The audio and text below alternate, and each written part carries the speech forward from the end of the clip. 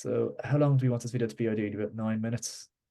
Sorry, 9 points clear. I meant to say. Sorry. Nice to start it off, Luke. 9 points clear, baby.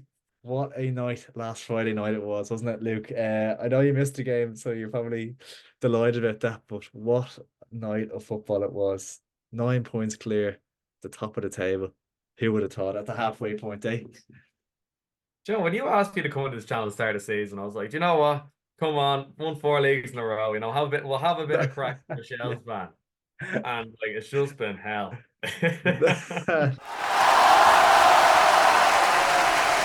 What's going on, guys? Welcome back to LOI Fan TV.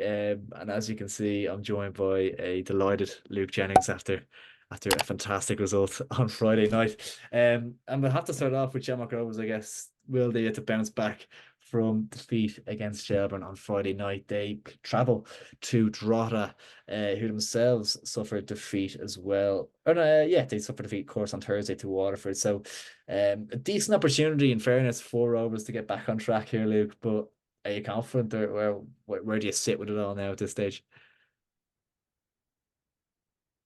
It's breaking me, Ross. I'm just losing the will to be optimistic. You know what I mean? Like, it's just every week I come on here and I say, this is the start of the run, and then it So and just so is back from injury, so they get three more someone's injuries. back from injury. We're starting to get it together now. And it just Oh. I don't even know. I'm gonna let you talk about this game because I'm done talking. Oh, it's incredible, really, to be fair. But yeah, Shamrock Rovers obviously suffered the defeat to Shells, and I think the most concerning thing about it was I'm just trying to remind myself of the names who came off here. So, Dan Cleary came off in the first half with an injury, so Lee Grace had to come on. He's returning, so maybe it's a bit too soon for him to be coming on. I think there was one or two other injuries, if I'm not mistaken, as well. I Trevor thought Clark Trevor came Clark, off, yeah, and then he was it came Lee off. Grace? Was it no? Was Lee, Lee Grace came on? Who else? I'm trying to think here. uh, Cleary came off.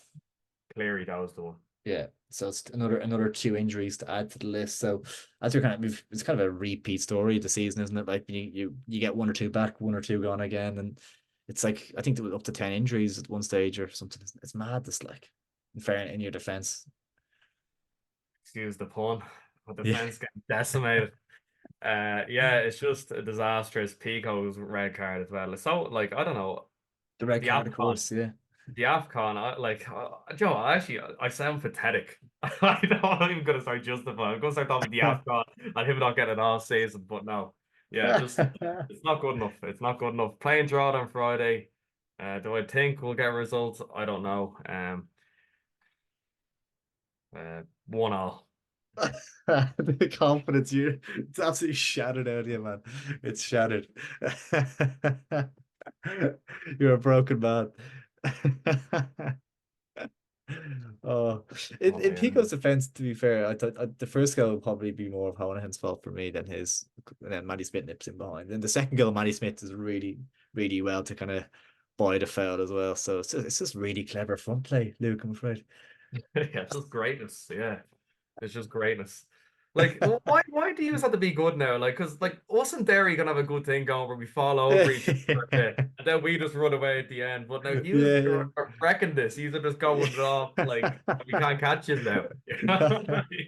Oh, no. Even if you were about 100 points clear, you'd still like, or sorry, if you were 100 points clear about these, you'd still be favorites. Like this, we're little low shells. Like you can't, we're nowhere near. Like so Nobody likes. lucky, He's only in the league. look, He's only in the look. league 9 rounds of games, whatever. Yeah. Heard it all. I But would be yeah. lucky to get top half. We're lucky to get top half.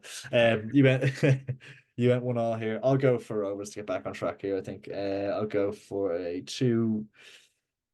2-1 uncomfortable win for Shamrock Rovers, but an important one all the same. We'll move on then to Rovers and Shels, is of course title contenders, the team that's sandwiched in between them at the moment. Derry City, they travel to Dundalk, who have just been taken over, or new manager's been appointed there. And John Daly, who it seems like a really good appointment compared to kind of getting Noel King, and this seems like a fantastic bit of business in fairness. Obviously an FAI Cup winning manager last season, got past the top four. Obviously, didn't really work out so far this year, but it seems like a good appointment for Dundalk and might be able to give them a bit of a boost. Yeah, it's been a mad season as far as managerial changes go. Like obviously Noel King didn't even last a month, and now John Daly's in a fantastic appointment. Mm. By all means, I thought his sacking of Pats was quite harsh, but obviously the Stephen Kenny appointment explains it as far as kind of Yeah. Gareth Cameron's thinking there. But yeah, you'd have to be optimistic as a Dundalk fan. Like obviously the odds are stacked against them staying up. Now I don't think they'll get anything of this game. Don't think so, but I think it'll be a tight game. I'm probably going to lean towards a 2-1 Derry win. Yeah, yeah, I think so. It's kind of one of those where it's probably a little bit too soon for John to get his ideas and tactics across a little bit. I do think he's probably looked at that situation and thought I can get these out of this. Like, there's not a huge gap between Drogheda and Sligo, so it's probably could be an appealing job in the end if you can get them going. So, yeah, it's a big decision for him to make. If it doesn't work out, his kind of stock goes down essentially. If he gets relegated with the Ducks, it's a brave move, but you imagine he's seen enough to think he can do something with them. But yeah, I think all the same though, like Shels went to Dundalk recently, drew 0-0.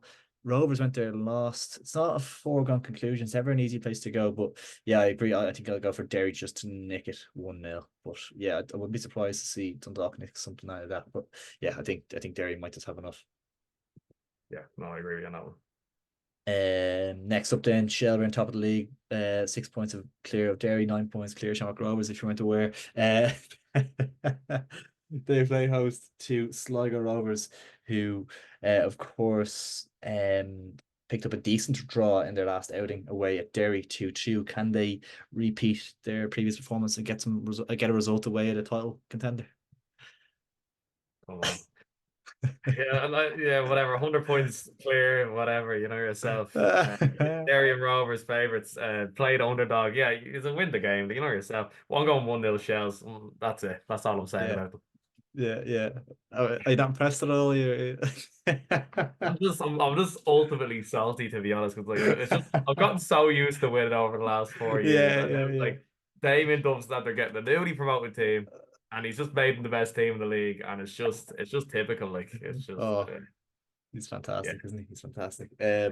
Yeah, I think it's probably there could be moments of discomfort here for Shells, but at the end of the day, it's a great opportunity to get another 3 points on the board ahead of a couple of tough games like the beat Bows and stuff coming up who beat us earlier in the season. So it's important that we get and keep the momentum going off the back of 3 wins on the spin there. So yeah, I'll go for 2-0 Shells. I think we should have enough to get over the line there.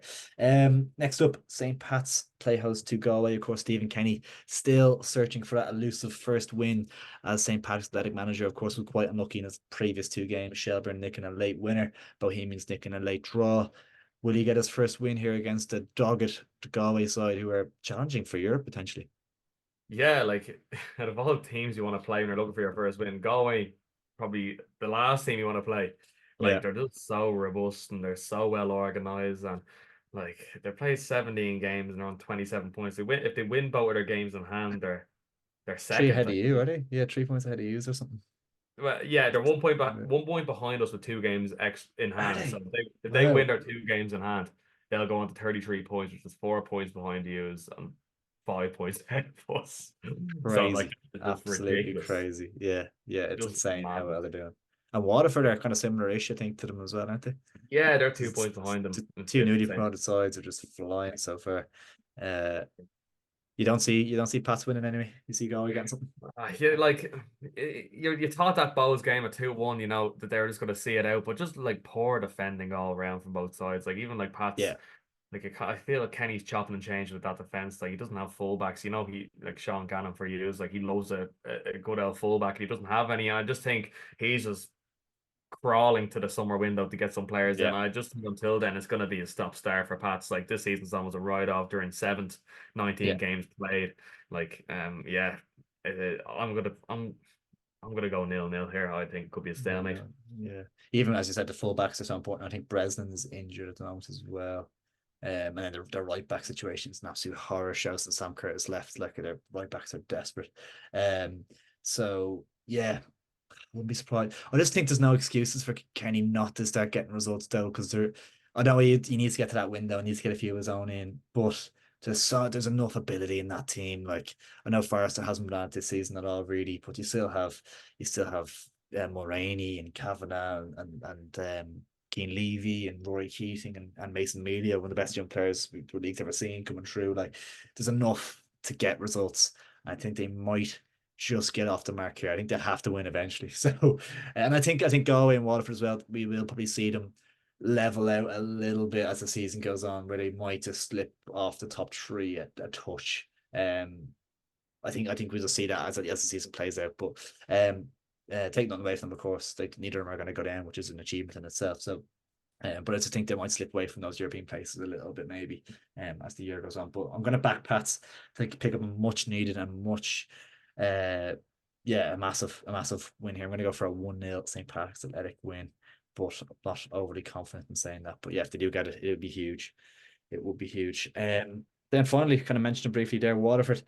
They play host to Bohemians. Now, Waterford recently travelled to Dalymount maybe it's a couple of weeks ago now, but they did pick up a 1-0 win through Paul Jam and Keith Long, of course, returning there to pick up all 3 points. So this is a tough one to call. Bows off the back of the 2-2 with Pats last week, and Waterford obviously off the back of that 4-2 win over Drogs. So tough one to call again. Yeah, one thing they can't knock Waterford for is their ability to score goals. Like they just like Asamoah and Amond, like they're just Yeah. 2-0 down the draw, and they claw it back in 20 minutes and score 4 goals. Like so they're like that's what you get. And like obviously Keith Long, Alan Reynolds dynamic here about coming against their former employer. So Yeah. they'll have that extra bit between their teeth to get a result. As I said, like Bows are just they're just kind of they're in second gear going through the season. I'm just really not impressed with them. Like even Mm. when they score, it's kind of just like the ball falls in the box, and Akintunde, to be fair, is having a good year. He's probably like been their outstanding goal scorer, but like apart from that, they don't really have much going forward. I just think Waterford do, and home advantage. Yeah, I think there'll be goals in this. I'm going to say 3-1 Waterford. Yeah. Do you know, it's just the one with Bows where like it's always like I always get a funny feeling with them before some games. Like obviously I had it before the Sligo game a couple of weeks ago and they went and won 3-0. Like they're just so weird with some results. Like they're so inconsistent.